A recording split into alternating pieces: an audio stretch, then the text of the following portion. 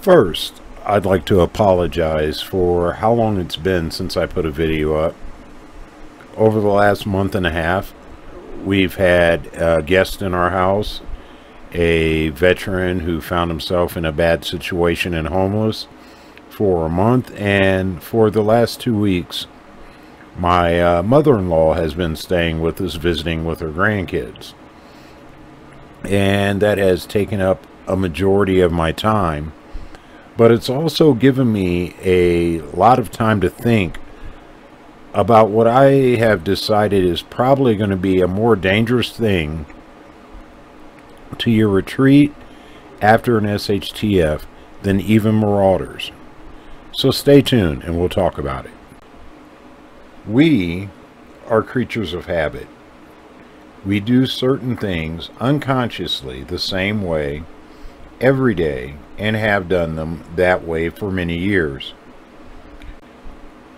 For example, I get up at 5:45 every morning. I have done that for years, and I've gotten to the point where I don't need an alarm clock. I don't need my phone going off. I just automatically wake up at 5:45 because I've trained my body and my mind to do so.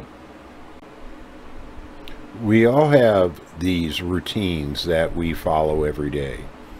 Certain things that we do every day without fail and do in a certain way.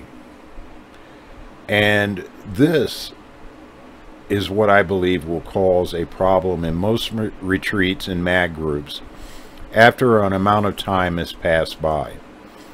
If you've ever had a guest in your home, think about after about 3 days, little things they do that are different from your routine begin to bother you. Now, you may not say anything about them. You may push the thought from your mind, but you still have that little thorn in the back of your head about the way they do something. Whether it's leaving a glass beside the sink instead of in the sink, or not using a coaster, or the certain sound they make when they stand up or sit down. It just grates on you the wrong way. Everybody has these little idiosyncrasies that will not always mesh with other people. Now, they can be great people.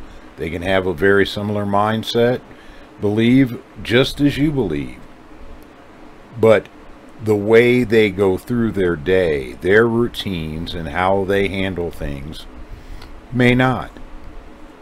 And these things will cause a slow creeping irritation that I believe in an SHTF situation where you're stuck in a mag group with these people indefinitely will become a real danger to fracturing your group, because it can begin the process of infighting and cliques. People will begin to avoid others, and that can wreak havoc on your work schedules, your patrol schedules.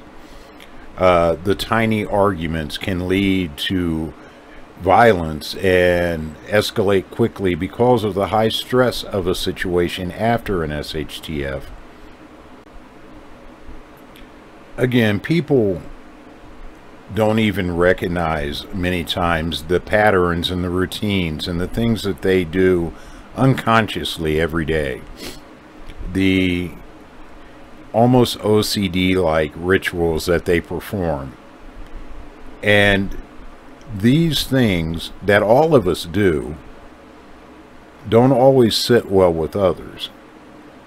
And many times, even now, friendships have broken up over stupid things. A stupid comment said out of hand with no malice intended, just, something that is said, and friendships that have lasted years break up over them.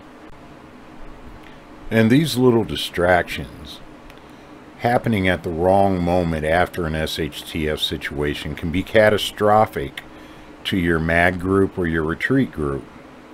So what can we do? what can we do now to prepare ourselves, if nothing else, for accepting and dealing with the fact that other people do strange things in our mind? And those strange things will become irritating and frustrating. What can we do as an individual to prepare ourselves? And that's the question I ask you. I look forward to your comments in the comments section, and I look forward to reading them and getting back with you and getting a conversation started. And until next time, this is Dan with Dan's Urban Survival and Prepping. Take care of each other.